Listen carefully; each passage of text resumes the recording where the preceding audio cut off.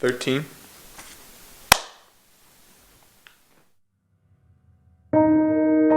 Chris Williams, CHRIS WILLIAMS. On February 9th, 2007, my family was hit by a drunk teenage driver, and killed in that accident was my wife, Michelle, who was expecting our 5th child, and then my 2nd oldest son, Benjamin, and my only daughter, Anna.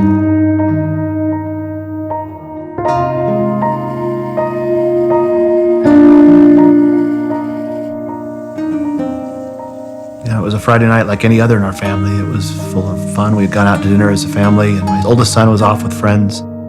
I saw a pair of headlights coming at me at incredibly fast rate of speed, so as I tried to do some maneuvers to get out of the way, it was too late. We were hit broadside or T-boned.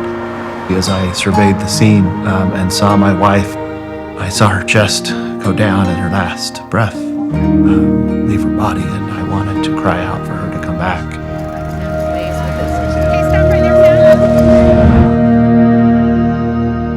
The next sound I heard was of me wailing and grieving the fact that they were gone.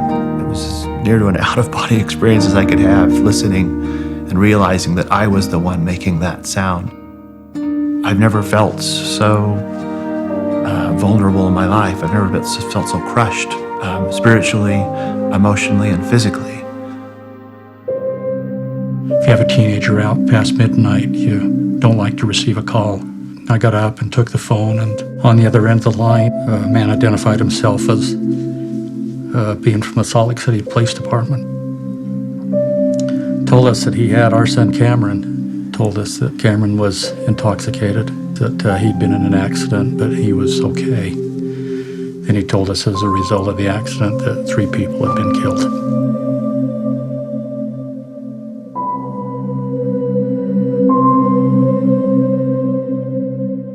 We found out that Sam was the child who had survived. So we went up to the University Hospital where Chris's family were there. Even at that moment, we're all blubbering and crying, and Chris is laying on the gurney in a neck brace. And one of the first things he asks is, how is the young man who was driving the other car? For the first few months after the accident, I think it was just the initial shock that such a huge part of my life was now gone. And that's a very difficult thing to go through, to kneel down and desire to speak to my Father in heaven when I'm so lonely or when I'm so anguished. It's an interesting conversation to have. He doesn't immediately try and make it better. He listens to me first. And I thought that was very helpful. He allowed me to get that anger off my chest. But inevitably, he would always come back and teach me about his son, Jesus Christ.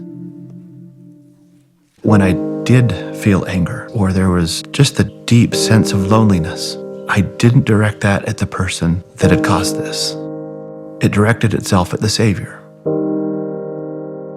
As I looked out the driver's window and saw the overturned car that had hit us and struck us, in my heart I didn't know, and in my mind I didn't understand or comprehend still how it had happened, or who had done it to us, or what the circumstances were.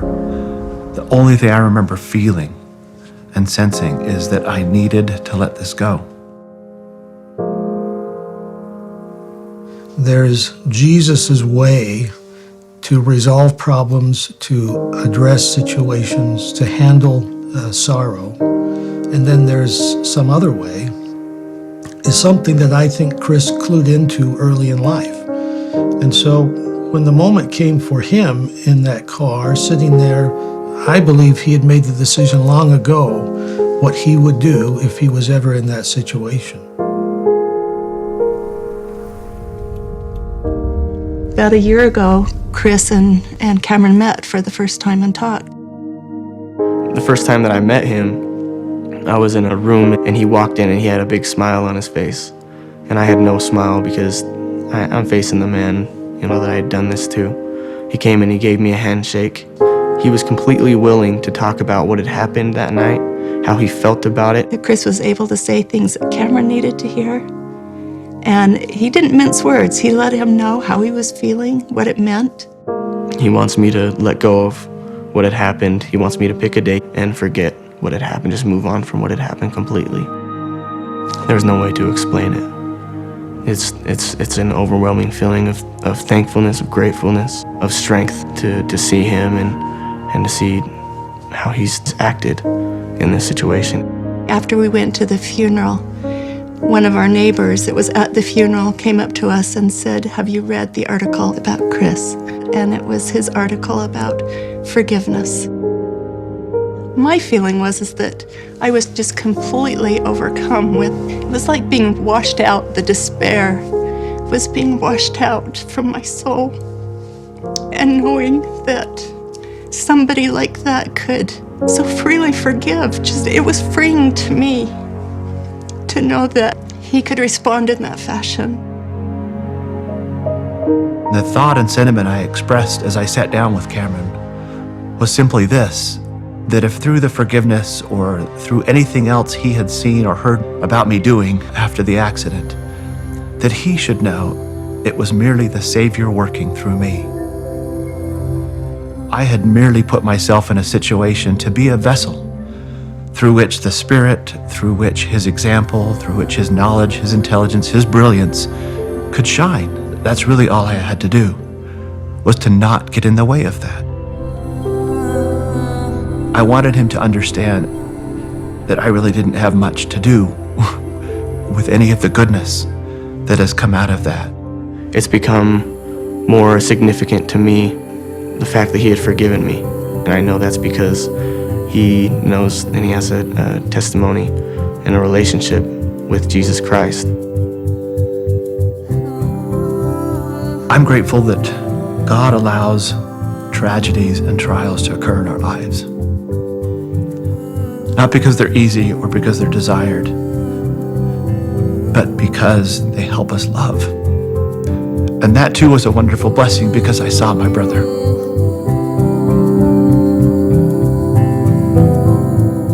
Coming to know a man of sorrow and one who is acquainted with grief, as I've now come to understand, it is really why I was sent here. And it has been incredibly difficult to have to learn those lessons in the way that I've learned them. But I've always ended those episodes of grief with an assurance and a hope that one day, perhaps I will see him as he is. One day, hopefully, I will be like him. And one day, I will be with my wife again, as well as the rest of my family. And that's what keeps me moving.